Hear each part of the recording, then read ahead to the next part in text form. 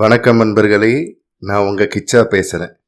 ஸ்ரீ வித்யா மந்திரம் கேட்டு வந்த வாலிபனுக்கு ஸ்ரீயே வித்தை காட்டிவிட்டாள். ஆணவமாக வந்த வாலிபன் பாலகனாக மனமகிழ்ச்சியுடன் சென்ற நிகழ்ச்சி. ஒரு சுவாரஸ்யமான சம்பவம். அந்த சம்பவம் என்னன்னு பார்க்கறதுக்கு முன்னாடி நம்ம சேனலை சப்ஸ்கிரைப் பண்ணாதவங்க கண்டிப்பா பெல் ஐகான் கிளிக் பண்ணுங்க, சப்ஸ்கிரைப் பண்ணுங்க.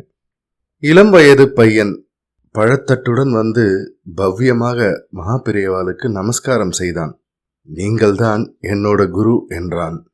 உதடு பிரியாத புன்னகையுடன் மகாபெரியவா, ரொம்ப பேர் அப்படிதான் சொல்லின்னு இருக்கா அப்படின்னார். நான் அப்படி இல்லை, உங்களை குருவாக வரித்து விட்டேன். எனக்கு ஸ்ரீ வித்யா சோடசி மந்திரம் உபதேசம் பண்ணணும் என்றான் அந்த பையன். என்னை பரமசாக்தனாக ஆக்கணும். ஜான் வுட்ராபின் தந்திர நூல்களை எல்லாம் படித்து முடித்து விட்டேன். செர்பன்ட் பவர் எனக்கு நெட்டுருவே ஆயிடுத்து. மகாபெரியவா நிதானமாக கேட்டுக்கொண்டிருந்தார்கள்.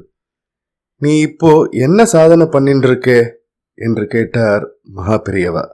லலிதா சகஸ்ரநாம பாராயணம், சௌந்தரிய லஹரி, முக பஞ்சசதி, ஆனந்த சாகர சத்துவம், ஷியாமலா தண்டகம், இது போன்று என்றான் பையன். இது போரும், அம்பாளை தியானம் செய் என்றார் மகாபெரியவா. பையனுக்கு எரிச்சலாக வந்தது. சாக்தத்தில் தான் இவ்வளவு ஊறியிருந்தும் மகாபெரியவா மந்திரோபதேசம் செய்ய ஏன் மறுக்கிறார்? புரியவில்லையே. தன்னை போன்று தகுதி வாய்ந்த அபூர்வமான பாத்திரம் வெகு அருமையாகத்தானே கிடைக்கும்.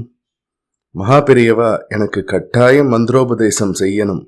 அதற்காகவே நாள் பார்த்து கொண்டு இன்றைக்கு வந்திருக்கிறேன்.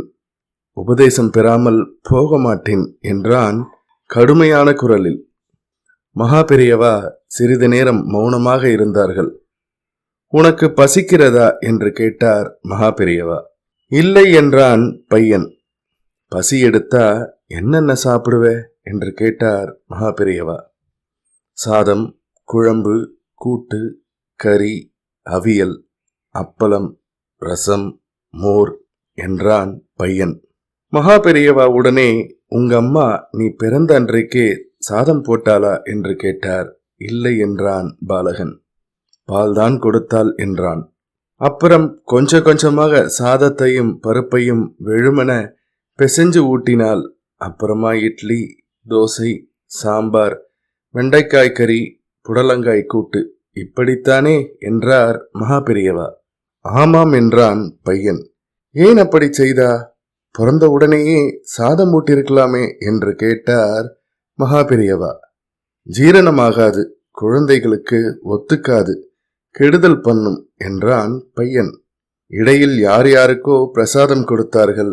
குறைகளை கேட்டு ஆறுதல் கூறினார்கள். ஸ்ரீமட அலுவல்களை உத்தரவிட்டார்கள். பின்னர் பையனை பார்த்தார்கள் மகாபெரியவா. மந்திரங்களுக்கு ஜீவசக்தி உண்டு.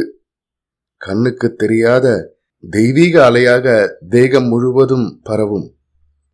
அதை குழந்தைகளாலே தாங்கிக் கொள்ள முடியாது. பால் குடிக்கிற அதே குழந்தை தக்க வளர்ச்சி ஏற்பட்டதும் சாதம், சாம்பார் சாப்பிடும் அல்லவா என்றார் மகாபெரியவா. உனக்கு இப்போது பால பருவம், அதாவது பால் பருவம். காத்தின்று சாதப்பருவம் வரும். அப்போது உனக்கு சாதம் ஊட்டுவதற்காக ஒருவர் வந்து சேருவார் என்றார் மகாபெரியவா.